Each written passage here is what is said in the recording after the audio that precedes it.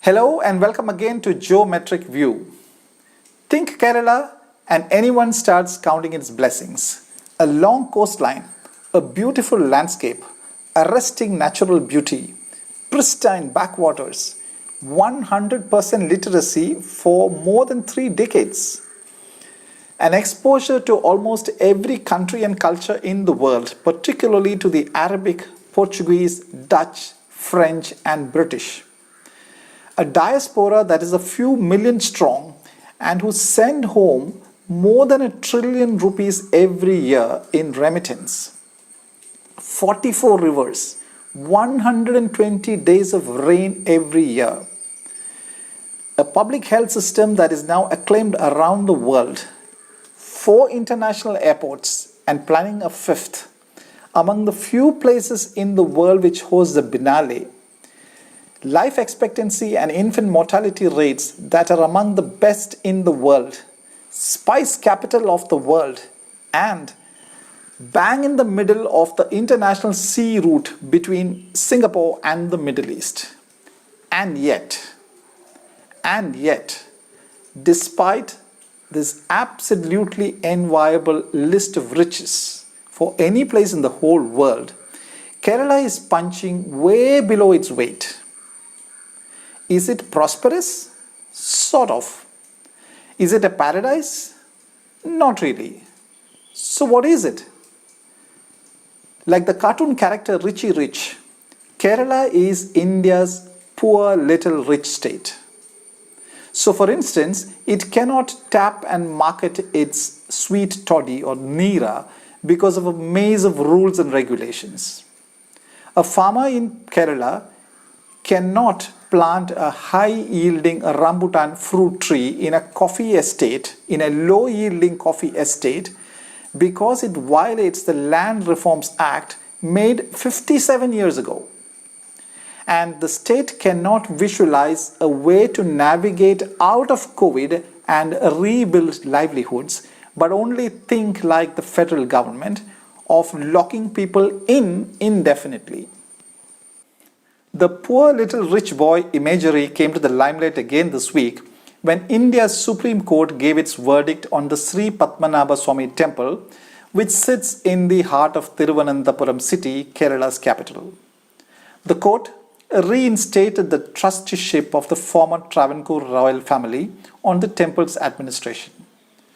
Now, the Padmanabha Swami temple is considered the richest in the world for its collection of gold, silver, rubies, emeralds, diamonds, and a lot of antiques and even coins from Alexander's days, all of which are valued at more than ₹1 trillion.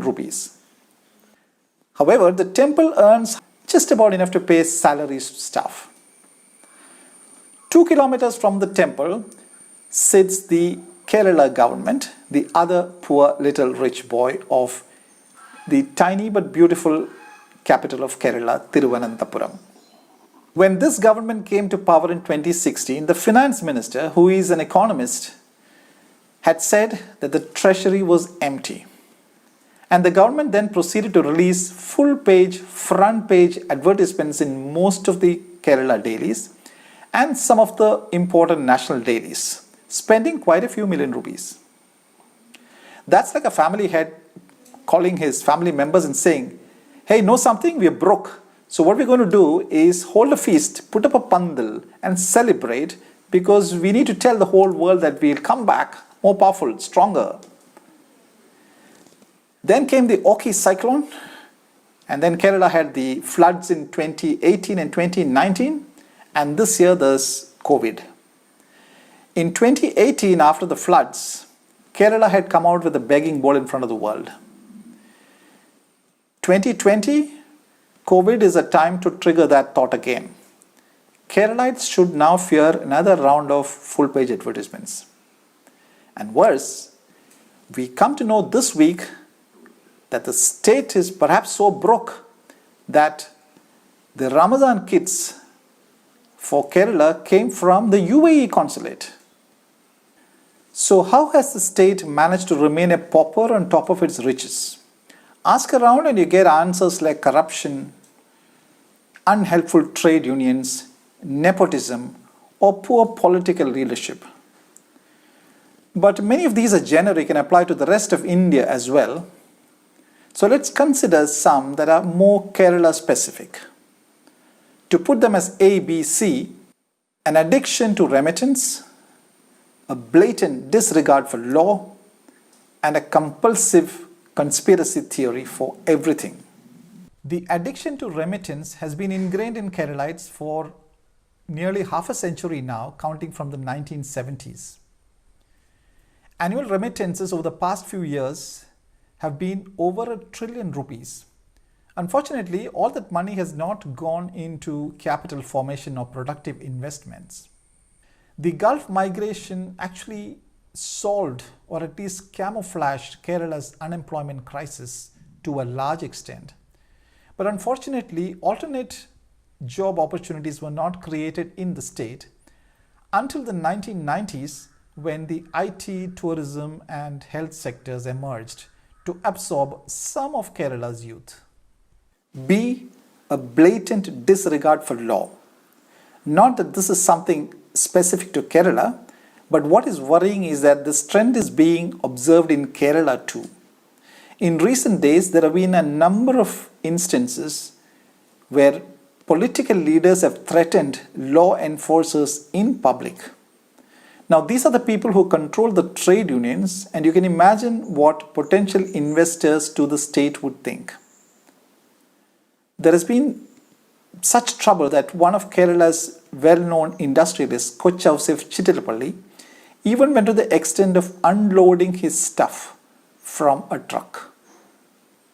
This week, Kerala's law and order took another dent when a woman accused of smuggling gold through diplomatic baggage and her accomplices could flee the state, driving some 350 kilometers along the main highways of the state, even through places with triple lockdown, right through toll gates and across the state border, even while all the Kerala policemen were supposedly looking for them.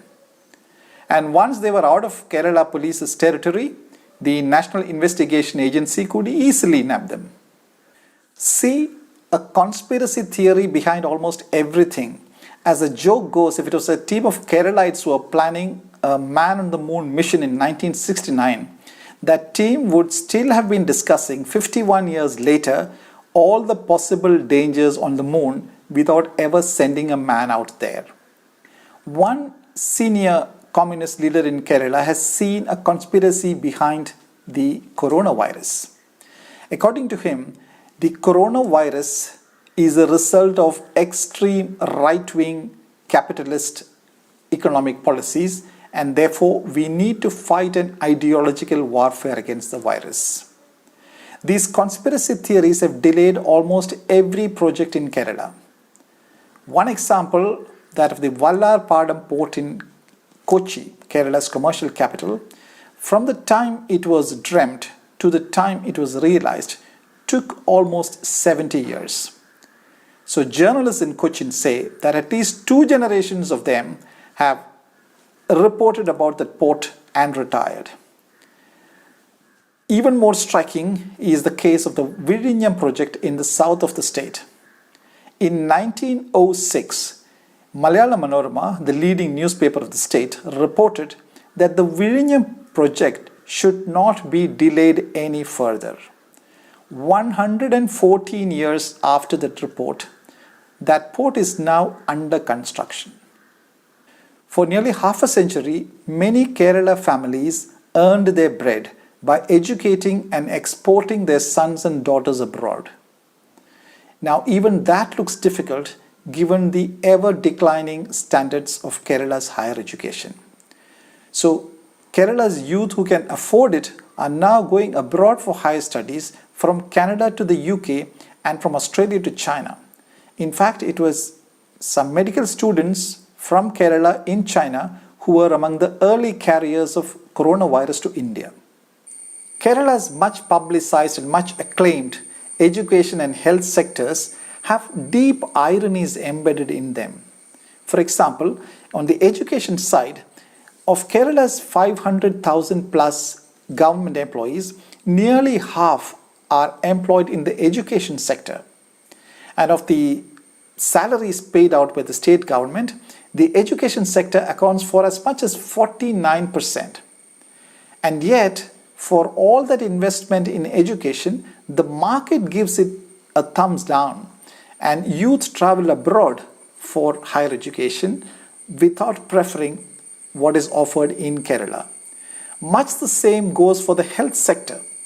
The Washington Post may have praised Kerala's public health system, but the journalists probably are not aware that when the Kerala chief minister or senior political leaders have an ailment, they go to America and not take treatment in Kerala.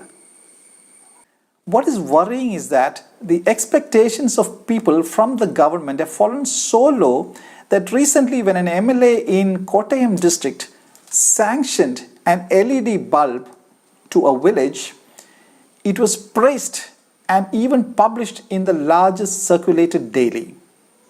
Perhaps Kerala's supposedly politically enlightened voters are not aware that praising an MLA for sanctioning an LED bulb is like thanking an ATM for disbursing money. But even such tall odds should not worry Kerala, given its numerous riches. The Kerala government can perhaps foot all its expenses by selling clean drinking water alone. Every cent of Kerala receives 150,000 liters of water every year. Water to Kerala is almost what petroleum is to Saudi Arabia. But despite all that water that the state receives, the ground reality is that the water administration is so poor that around the year one can see tanker lorries retailing water. For a political analogy, Kerala is a lot like the Congress party. Its former president Rahul Gandhi said the party doesn't care if its youth leaders desert the party and go away. Kerala seems to say much the same to its youth who have to leave the state in search of jobs. Good riddance and good remittance. And when so many youth leave the state over so many years, that would make Kerala like the Politburo of the Communist Party of India Marxist, stacked with senior citizens. For criticizing the Congress and the communists, the conspiracy theorists would confirm that I am a BJP supporter. To reiterate my point, Kerala is quite like a Harry Houdini in the reverse. Tie up that legendary magician in knots, chain him, put him in a cage, drown him in water, he will still manage to come out. Give Kerala all the riches on a platter, Kerala will still find ways to tie itself up in knots. Just how can the Padmanabha Swami temple be sitting on such incredible amount of wealth and only be barely able to pay salaries? Just how can the Kerala government be sitting on such humongous wealth with so much natural resources, so much human resources, and be perennially broke? How does one manage to be a poor little rich boy? Ask the temple, ask the government, ask Kerala. Thank you.